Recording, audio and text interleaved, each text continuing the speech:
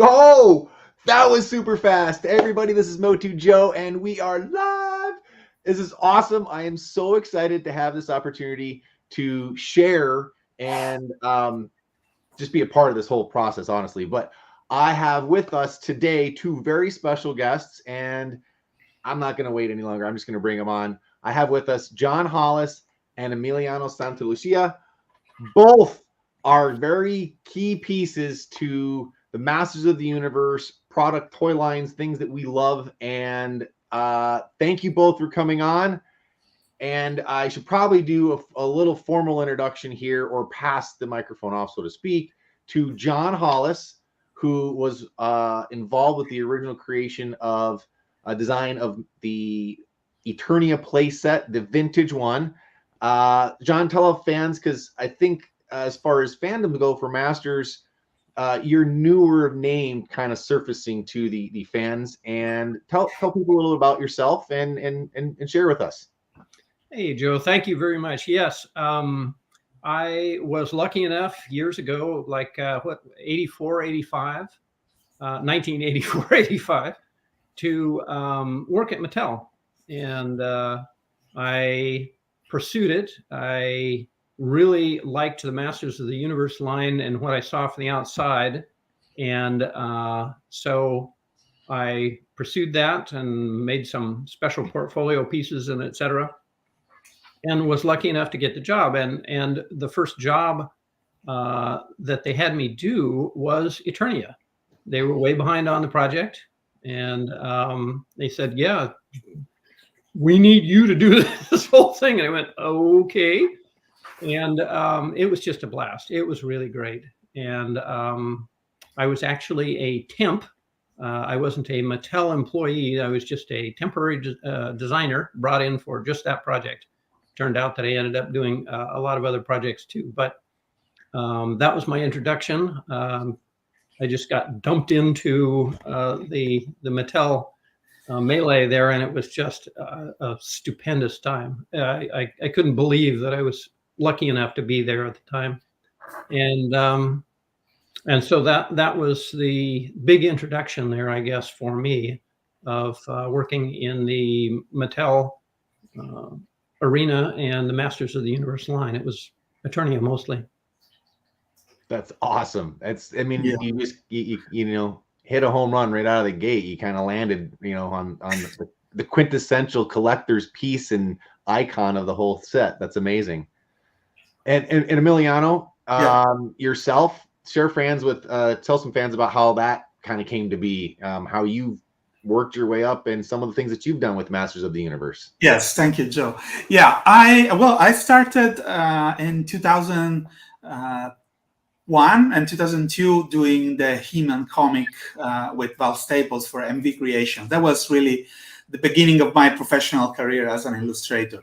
And I did the comic for a few years, and then I kept in touch with the Four Horsemen, and I worked on a few other comic books, but they were always toy related. I worked on G.I. Joe and Transformers comic books. And at one point I told myself, why shouldn't I try to have a career in toy design, maybe? Because I love toys. I kept collecting them, and I was getting an understanding of how they were made. So I tried. I brought my portfolio to San Diego. I was introduced to some friends at Hasbro, and they just hired me. And from then on, that was all I was been doing for the past 15 years now. And luckily, there was also this short parenthesis with the DVD releases of Masters of the Universe cartoon, where we helped with the graphics, the packaging, the illustrations, and also with the behind-the-scenes content that we created with Andy Mangels and James Eatook. And but now I'm still attached to Masters of the Universe for sure. I'm president of the Power and Honor Foundation, which is a non-profit organization collecting and archiving artwork and information about the history of Masters of the Universe.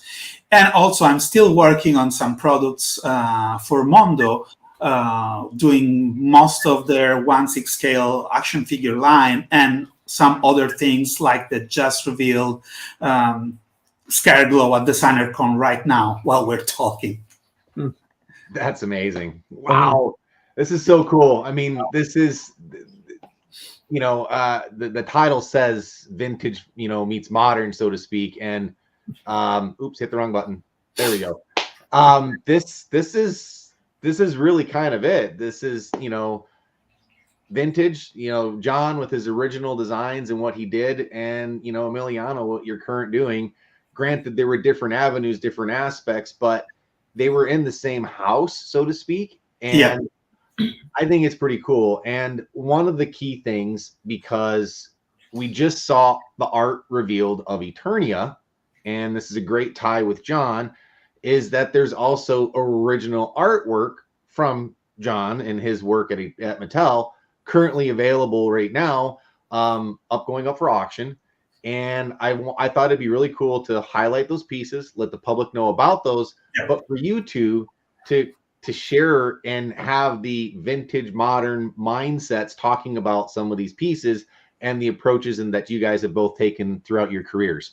So why don't I go ahead and share that screen and kind of scroll through some of these pieces, and I'll do a quick overview over some of the pieces, and then we'll dive into some of them and take a little closer look, if that's all right. So you've got some pieces here that are Rio Blast related, early images. And again, when I say images, we'll highlight some of them more specifically, but they're drawings. Some of them are photocopies that have drawings over them. This one is a pencil. Then you have watercolor, where there may be a photocopy or a pencil, where then there's watercolor or marker in some cases. There's so many different pieces that we can talk about, and I'm just going again quickly through just to tease a little bit. Like, that's the piece of resistance. We'll come back to that. Packaging. There's so many things going on here. So let's John, I know you're not on camera at the moment. What would you like to maybe say? Is there a piece that jumps out to you that has a fun story that you'd like to share? Yeah, actually, tell you what, go back to the there we go. That was down, the monorail one. Since we're talking about Eternia, there we go. That one, that guy. So yes, this is something special. So like I was saying before, these I got dumped into, we're late. We want this big play set. They didn't even have a name for it at the time. It was just the big play set. And it was really cool. I didn't realize at the time how lucky I was, because within toys, price point and the margin, meaning how much you sell it for versus how much you make it for, is very, very, very competitive. And therefore, later when I got to, for example, when I got to doing figures and stuff, the price of a deco, that is to say, a little paint operation, they'd say, oh, no, we can't do that because it's a quarter of a penny too much. And it's like everything you do is just really dictated by how much it costs. Well, on this one, it was different. Eternia was different. And I didn't realize that at the time. I just thought, oh, this is how it works. It was almost an unlimited budget. I mean, it wasn't entirely, but within the context of toys, it was incredible, because the story I was told, not sure if this is true, but the story I was told at the time is that this was an aspirational piece. The idea with Eternia was, this is going to be a really huge playset. We're going to try to make it as big as absolutely possible. And in actual fact, we're going to take the tooling budget out of the marketing department. And it's like, okay, I didn't know what that meant at the time. But what it meant was that the budget for doing this was just incredible. And I had a lot of leeway, and I didn't realize how much leeway I had. So this drawing, for example, is one of many, a whole bunch of them. And this is probably one that I did within the first 2 weeks of being there. And Martin Areola, who was my direct supervisor at the time, kind of gave me the loose direction, said, big play set, it's got a monorail, it goes around these 3 areas, Masters of the Universe, it's gonna have some gun thing maybe on the top, and go. And and the third bit was, we have this mechanism for a arm sweeping type thing for the gate, so you can sweep bad guys away or you can sweep them in. And he showed me the mechanism, and he says, I don't know, just do some drawings.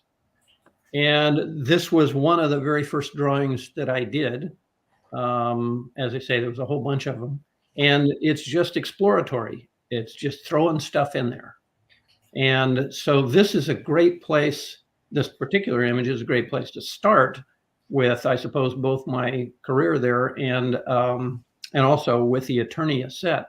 Some of the other things that you showed there that are in the auction, Joe, are figures, which I did later. And they're certainly part of the Masters of the Universe line, the Rio Blast ones, for example, shown here.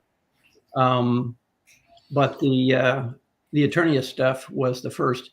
These drawings are generally later in that, later meaning later in my design evolution, I suppose, at Mattel. The first ones were literally just pen on paper, end of story. And as I got working into it more, I realized that, hey, they had this really cool Canon copier, and it had this phenomenal feature where you could actually change the scale of what you were photocopying. It's like, wow, that was just mind-blowing.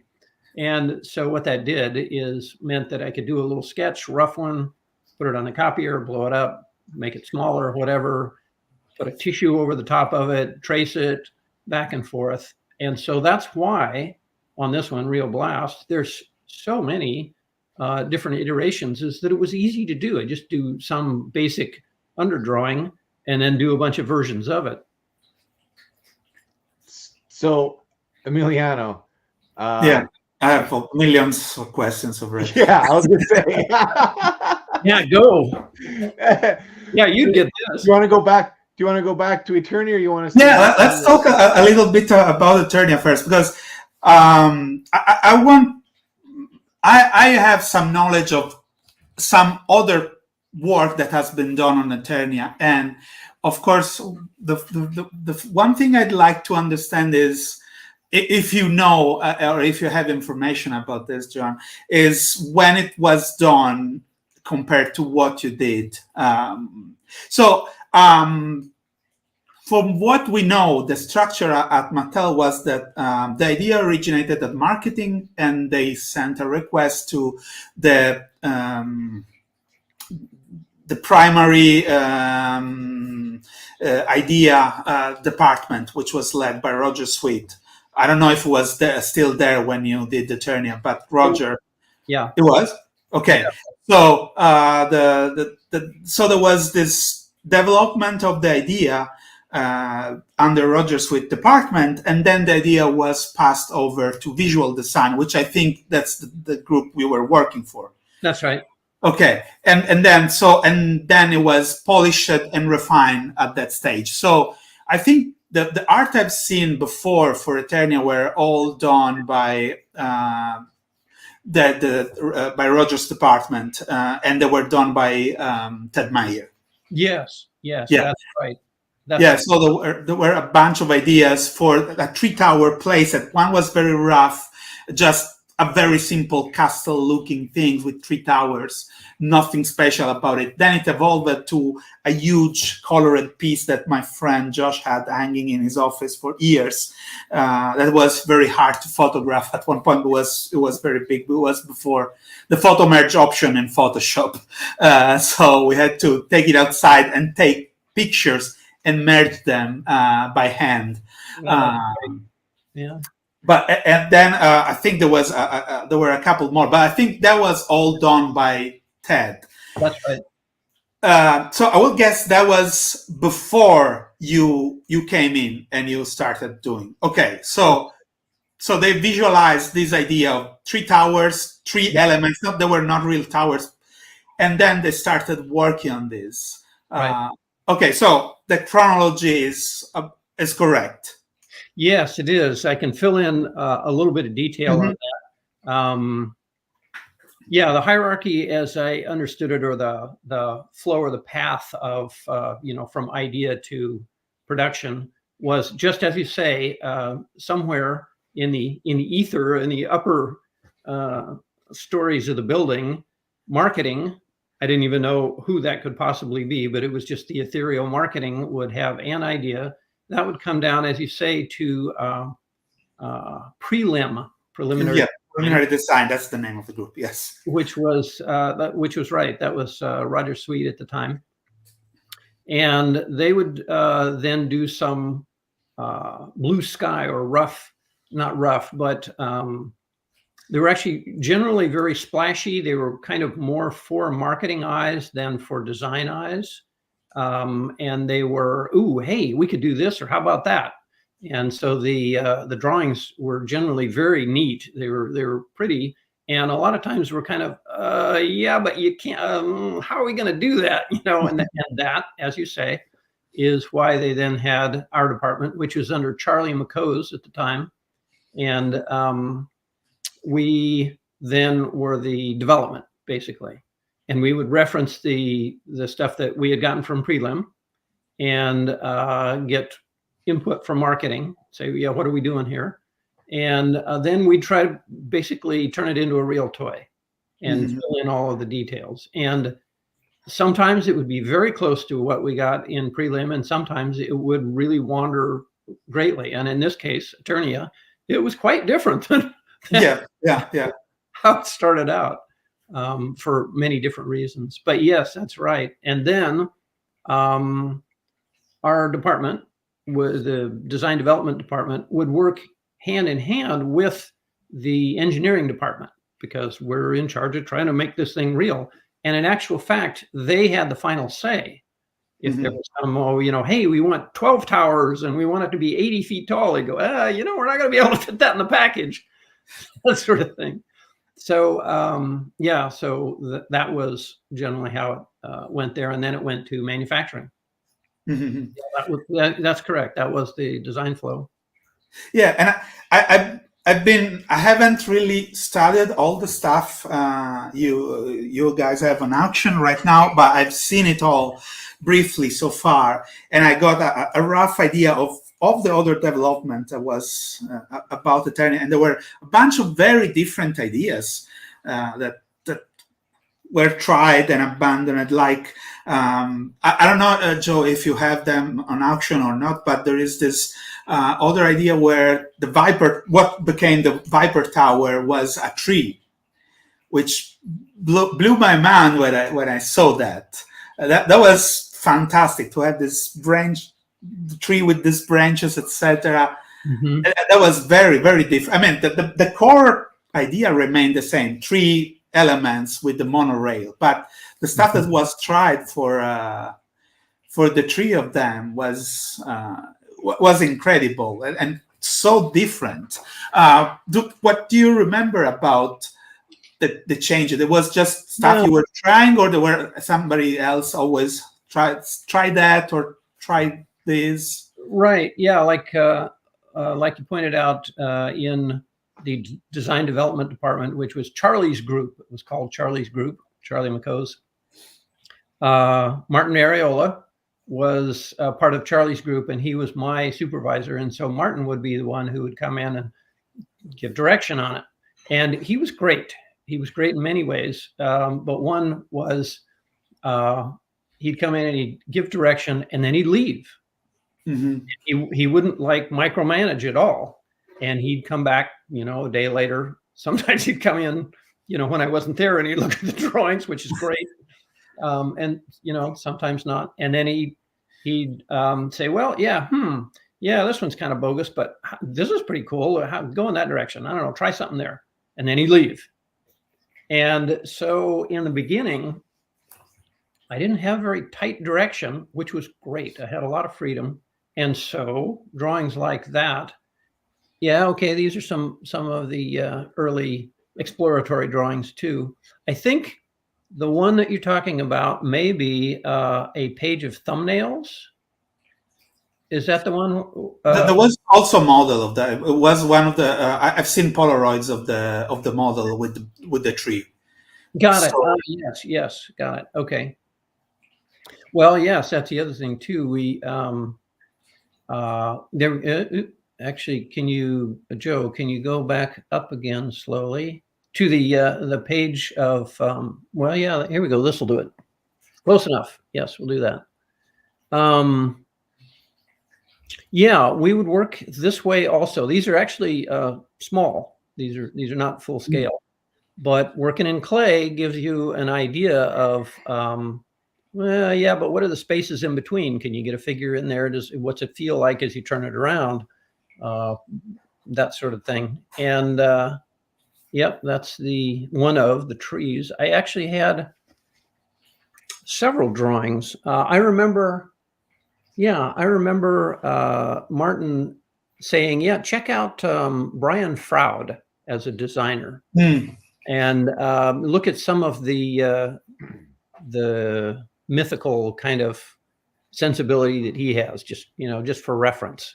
And I believe that that's where some of the reference to the trees came in at that time. Yeah, this one on the left looks to be more like that rough staircase cobblestone from the dragon monorail rhinoceros horn, the one that we were looking at earlier.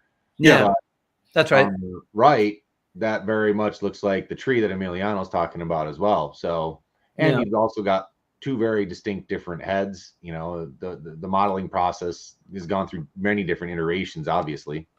The one there on the left, my left, I guess. Yeah, that one. I believe that was one that was there when I got there, and I believe that was one that Pat Dunn did beforehand. And yes, as you say, it referenced Ted Mayer's drawing quite a bit.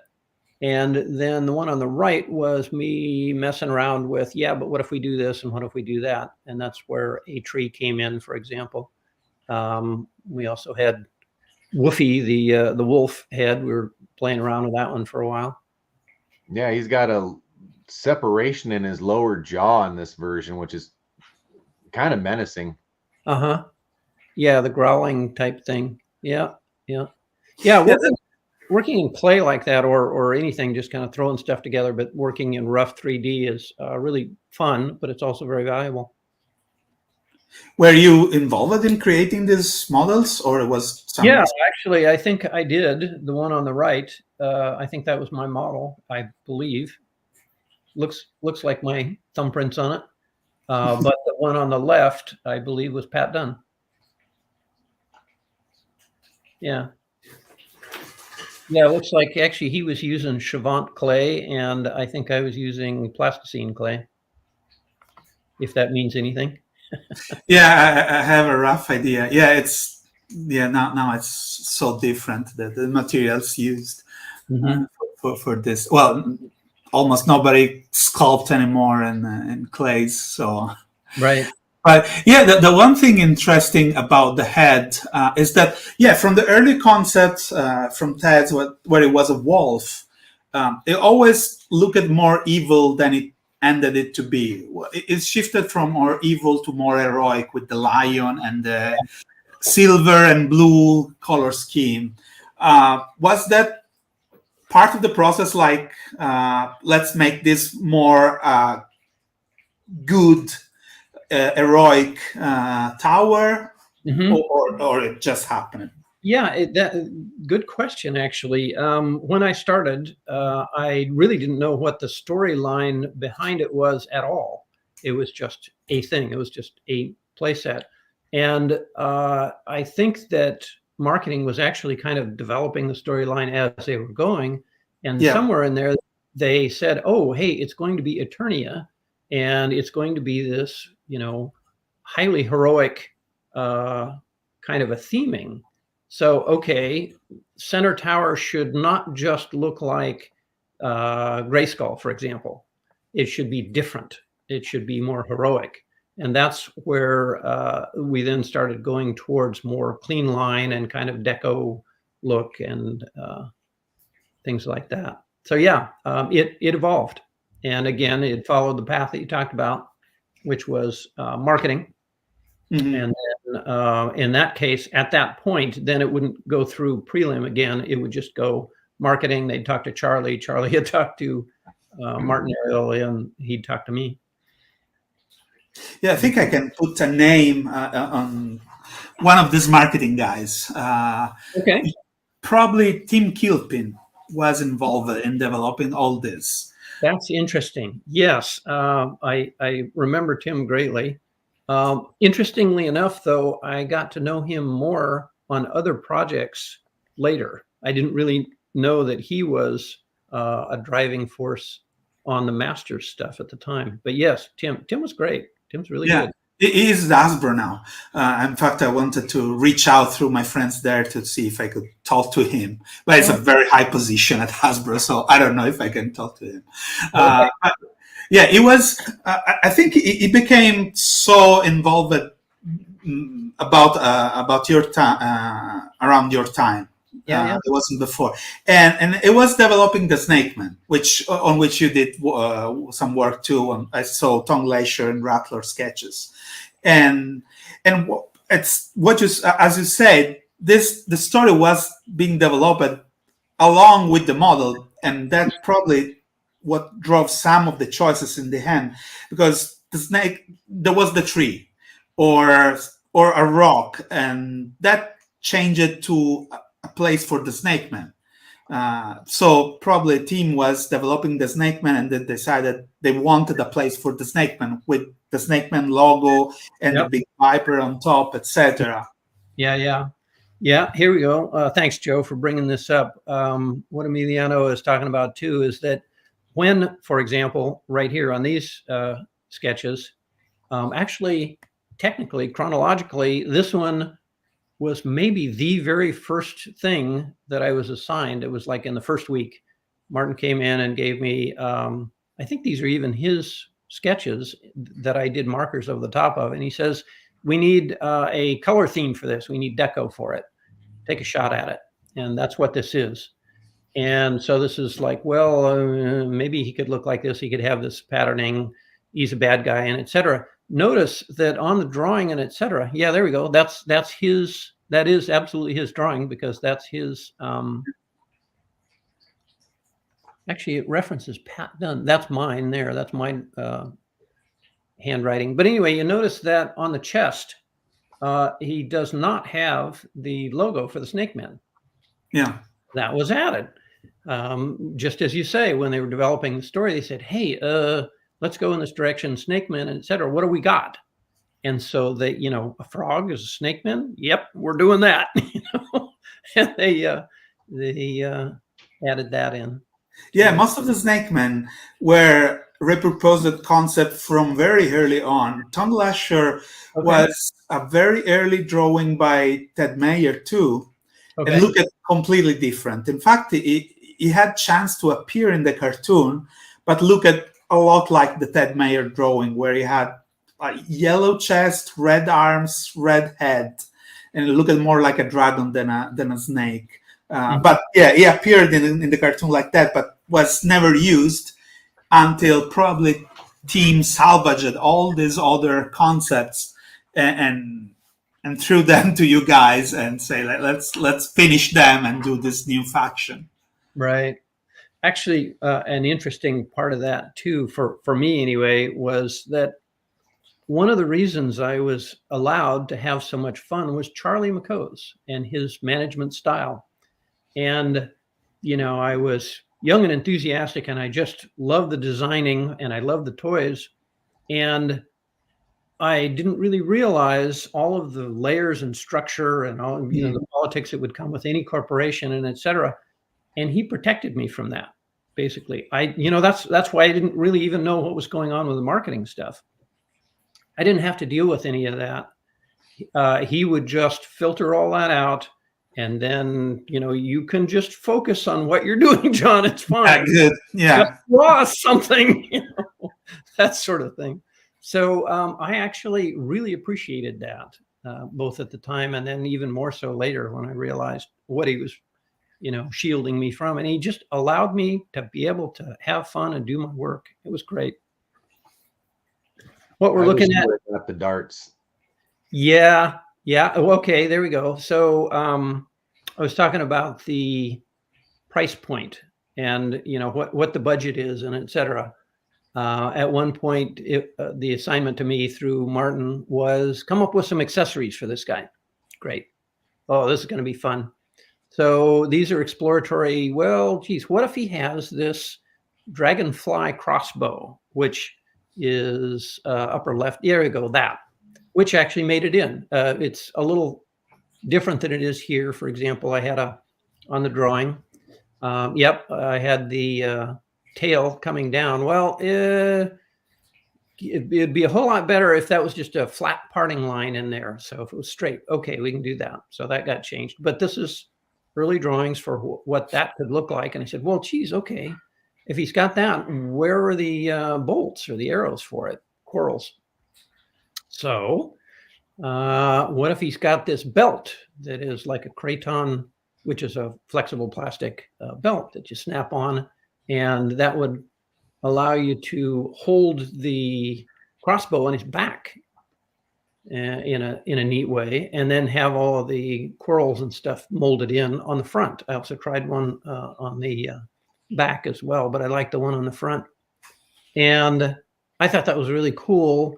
And then part of the direction was, but he's got to be now part of the Snake Men line. So he needs this thing that references Snake Men. So I did an entirely different design that didn't have these in it. And I thought, well, we'll just put them all in. And they go, no, we can't do that. We don't have enough money for it.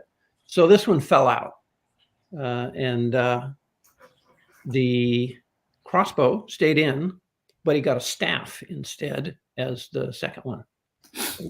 Two separate accessories, but this is one of the many things that fell out. Yeah, it was almost impossible to have more than one accessory. They actually ended up giving him a second one, but it was just the same mold of the Snake Man stuff that everybody got. Yeah, which was actually, I did that one too. Mm-hmm. I think originally that was the accessory that went with Rattler. And again, Martin said, hey, come up with an accessory here, but it has to be referenced to Snake Men, sort of. And so I came up with that and said, yep, that's good. Let's do that. And then they, as you say, just cloned it, said, yep, that'll tie these two figures in together. They'll both have the same accessory. And so they got both of them. This is pretty cool. Yeah, it is fantastic. You're far down the design with that one at that point. Yeah, figuring out how to mold it with shutoffs and stuff. Yeah. I thought about that. Constantly think about things like this. I'm sure, Emiliano, that you do this too, but you never stop. You never stop designing.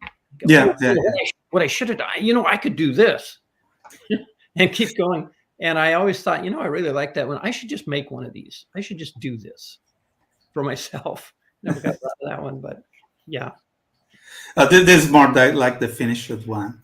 Yeah, there we go. That may actually, 200. That's probably even a photocopy of what was then a control drawing, basically. Yeah. What went to engineering to then make the tooling for it. That's crazy. It's just it's amazing to see all this stuff. I feel very fortunate to have, physically seen it for a moment, and now other people, fans that are, tuning in and watching. And I mean, it's not every day that this type of stuff gets seen, let alone is there the opportunity for someone to actually purchase this type of stuff. And right now you can. So it's a reminder to hit up Heritage Auctions. It's really easy. You can just search Masters of the Universe. John Hollis collection shows up prominent everywhere. Make sure you create an account. If you don't create an account, you can't bid on the stuff and win these things. So, I mean, this is a photograph of Dragonfly, Fright Fighter. You guys have, I mean, that's a real photograph from the Mattel archive. Yeah, it's an archive photograph. We saw a bunch of them. We have the original published in the Power and Honor Foundation catalog, which it's a huge painting by Ed Watts. Fantastic piece, absolutely fantastic piece. Yeah. Ed Watts was there while I was, and he was in the prelim department also. And this is a great example of the big splashy stuff that they would do to kick it off. And if you know this particular vehicle, Fright Fighter, I think it ended up being called. Yep. It's quite different than this, but the core and the feeling of it is still exactly the same. But yeah, this is the splashy, wow, isn't this cool? And yes, it is. I mean, he's really good. I don't know if that was the plan from the beginning or what the marketing, but I mean, all of these key elements, unless I'm missing something that's just I'm forgetting, but all the key elements then the final product are here. Are there? Yeah. That come out that have the clamps that hold the guns, the clamping front piece, the gun in the back, the double articulating wing, the turbines on top, the canopy. While it may have come in a finished product different, and we talk about development of a product and some things get cut out, like your belt from Tongue Lasher. This seems to be, again, from a 10,000 foot view, it came to life. Yep. Sometimes, cool. Yeah, sometimes they would migrate quite a lot from original, and sometimes they wouldn't. And actually, that's how I ended up with this being in my collection, is that this was given to me, this photograph of his drawing, for reference, saying, well, this is a starting point. Look at this. This is what the feel of it is. So this is what I should back up. The reason I had this one also is this is what's going to be able to land on the center tower of Eternia. And it didn't even exist yet. Another engineer and another designer had this as their assignment, and it had to marry up. It had to make sense with and physically fit on the tower of Eternia. That's and now the people have an opportunity to get an opportunity at some of this historical stuff. I mean, it's not common, so I don't want to dwell on it too much, but I am super excited, and I want people to understand how rare and awesome and of opportunity this is. So if you're watching and you love Masters, which just about everybody that's on this loves Masters of the Universe, love these collectible things, love his story behind it, this is your chance. And we're trying to make it aware, because I guarantee you, once people start getting these and they've won them, they're going to go, oh, I didn't know about that. No, you know about it. We're telling you right now, spread the word, let people know you can get these things, and normally you couldn't. So thank you, John, also to acknowledge you saved it. You were able to keep it all, and cool, there you go. Normally this stuff is thrown away. Yeah. Stuff isn't archived to the level that you've done, where you have tissue paper on top of photocopy on top of the pencil on top of the pen. That's just not commonly seen anymore. So thank you. Definitely. Thank you very much for saving that stuff. Yeah, you're very welcome. Yeah, I can tell some stories about this. Like it's a really archaeology. Yeah. Oh, that makes me really old, doesn't it? Well, I'm getting there too. But everything we found in our explorations with the Power and Honor Foundation was really going to the artists. Well, the first bunch of pieces, we got them from Roger Sweet, which managed to save quite a lot of different things. That was interesting, but it was all preliminary design stuff, so we never had the chance to look at the other stuff. And at the beginning, Masters of the Universe was developed just by the preliminary design, so it just what Mark Taylor did was sculpted and it went in production. Then then it changed to Roger. Roger wasn't too happy to have it, to let it go, the control over the whole thing, and then the rest, we went to Mark Taylor's place and Ted Mayer, and Mark had this huge case with all his B sheets of the original characters preserved. Right. And while Ted had just a big drawer on his studio with tons of stuff in it, just not I wouldn't say they were preserved badly, but there were no order or archiving, and they were just thrown there with a bunch of Polaroids and photos. And we were going through this stuff, and a few times we found pictures of prototypes of figures that have never been done, and we were all, wow, this is fantastic. So I understand the joy that Joe had at discovering all the stuff, and myself too at looking at them. That it's because it has been such a huge part of our childhood, and so especially because it's my job too, finding out what happened, what was the creative process that led to that specific product is so interesting. And so I think also it's very important to preserve some memory of what happened and what the artist created for these products. That's why we did the foundations and tried to do books, etc. But yeah, I mean, it's fun. It's probably another level of being a fan. It's some sort of perverted level of being a fan of this, where we don't just want to own the toys, we also want to own the artist or see it and get to know the people behind the scenes, which is always so awesome with all of them. And a fun note is that what you were saying about being protected by all the politics of Mattel is interesting, because everybody we talked to was always saying a lot of bad stuff about what was going on.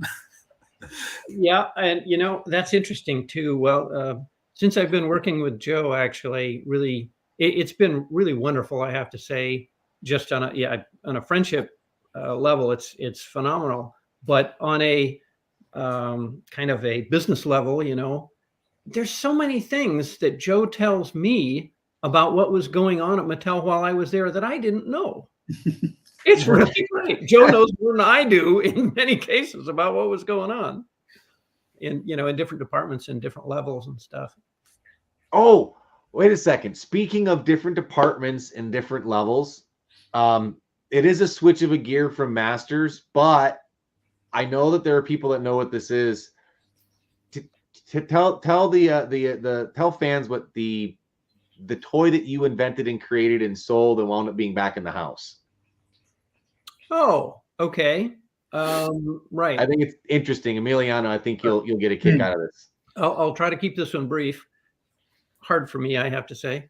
I got my start there at Mattel as a designer. Most of my career, 40 plus years worth of a career, was not really as a designer so much as an inventor. A lot of the invention had design in it, but that's where I really found that everything for me came together was in invention. I would come up with the ideas, kind of like prelim, in that regard, and I just love that stuff. After leaving Mattel, I had this idea of, I'm not sure if any of you would remember the reference, but there was the borrowers, or it's basically the idea of little people, that live in our world and they're hidden. And I thought, oh man, I just love that theme. What about a modern version of that? What would that be? And that's in the 80s when the specter of computers and Tron and et cetera was floating around, and I was caught by that too. And I thought, yeah, that would be really cool. What if there were little people who were hiding in our world and they would befriend us?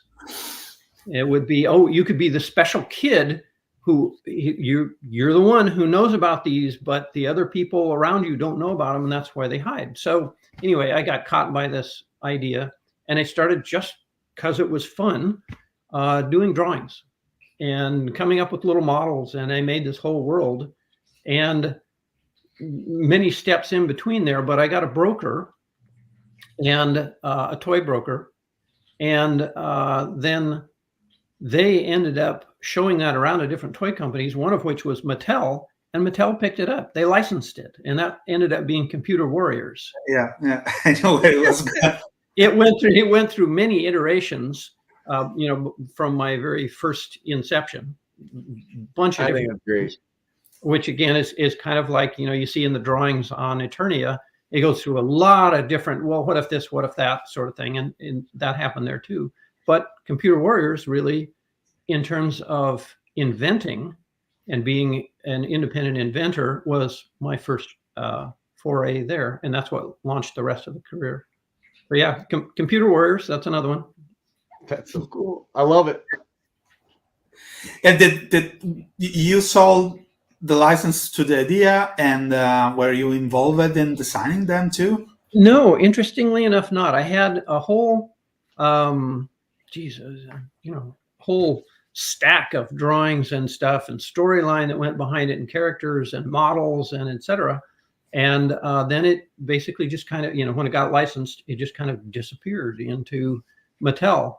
And the first time I actually saw it was when Mark Taylor, who was working there, said, yeah, hey, you'd like to see this, John, see what we did. Well, Mark Taylor was the one who was assigned to develop Computer Warriors within Mattel.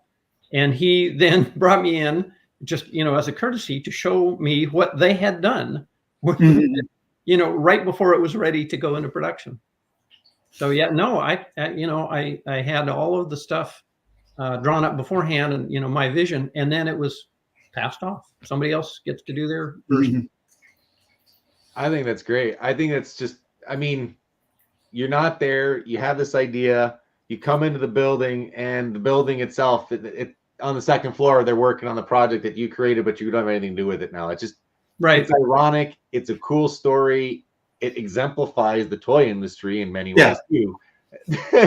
So yeah, that's how it works. Yeah, definitely a different era. It's a fun time in many ways. Yeah. So I want to show one last piece, and I think the Eternia piece is really a showstopper, but this next one is also up there in my opinion. This is the pretty close final drawing pencil. This is an original pencil of the Snake Tower, the front of it, with a back view. You can see the axis of the back there. Notice there's a cross out from a other snake head potential, which then it switched to this. This because I've seen this, and the only challenge I'm going to remind people of it when they're looking at these pieces online is that the scale of it, there should be dimensions in the descriptions, but it's hard to see. This is basically the full-size Snake Tower. This is as close to 1-to-1. This thing it's huge, and it is a pencil. So it was amazing to see this. And again, there are other iterations of this in the auction as well. This is thanks for bringing this one up, Joe. This is a good bookend to the development process. The very first drawing that you showed today, was the rough what ifs, just marker pen on paper. This is the other end of it. After we've gone through all this is actually a control drawing, or the pencil for a control drawing. It was so big that we didn't have a formatted, bordered, Mattel. This is a control drawing kind of sheet of paper to put it on. So we just put it on anything we could. And this was tissue paper and again, it needed to be full size. The idea was that Sculpting, who was going to be doing this, was on the same floor as we were.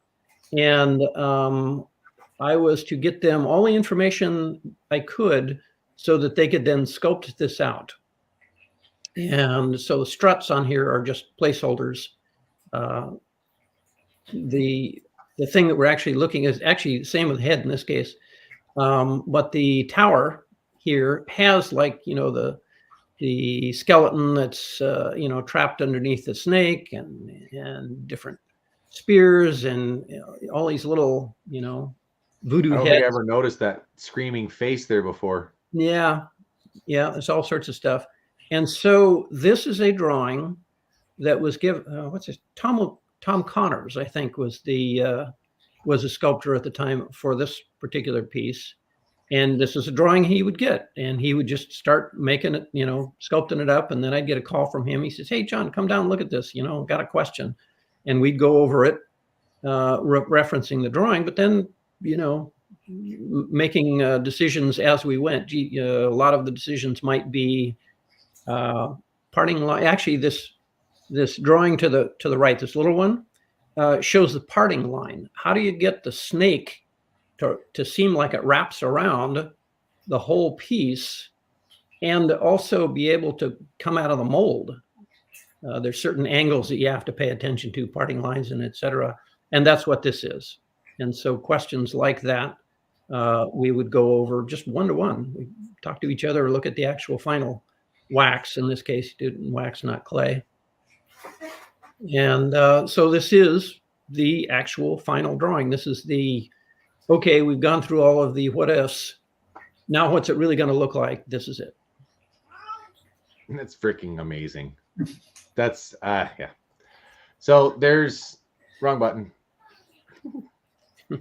Hit the wrong one there. So there's there are a lot of pieces in this auction. We've only touched on a few of them, and last reminder I'll have for everybody about that is register, sign up, go do it. It happens tomorrow. It is also live. I got to make sure people understand this. This is not like your eBay thing where you can just press it. You can do that, but this is also live. There is a countdown. It's just like you hear, and the bids keep coming in, and there is a countdown happening. You can hear it happen. You can put your bids in, and it's a live thing, and it does the countdown, and then it sells. So that's what that means by it's a true live auction online. Register. You can put in a proxy bid and let it go and see what happens, or you can be sitting there going each individual item. You won't miss out. That's the key. Most people think they're going to miss out like eBay. They're timed it all. No, it starts at one item, goes right through the whole auction. So I just want to explain that because most fans that are used to the eBay world are not used to that. So that's it for sales pitch. I want to switch it back to Emiliano and John.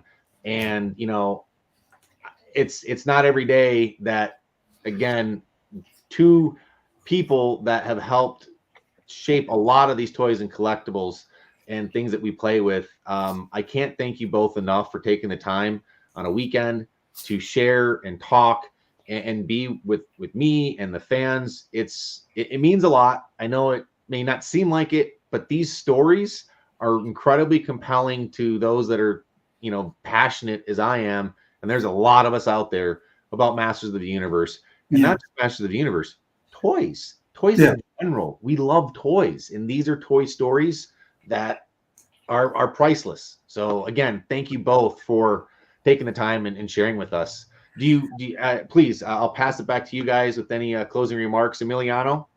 Oh, of course. Thank you to make this happen. You know my story. I met Ted and Mark, and those are the highlights of my life as a He-Man fan. And so I discovered the best part of being a fan and collecting these toys has been meeting these people, getting to know them and hearing them sharing stories about the whole times, but also, just being friend with them. So every opportunity I have with meeting new people that I didn't know that work at Masters of the Universe like John, it's absolutely fantastic. And this was a great opportunity when you told me the other day. So of course I want to meet John. I've been looking at his drawing, and I know there were a lot of stories I could learn.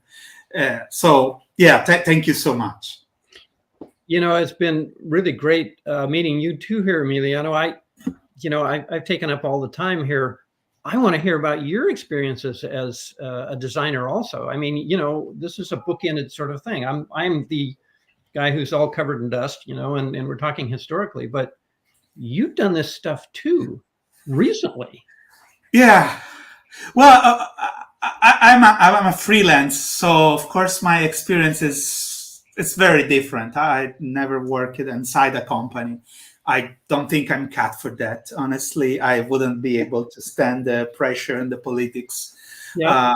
But I must say, my experience was always wonderful. I worked with wonderful people all the time.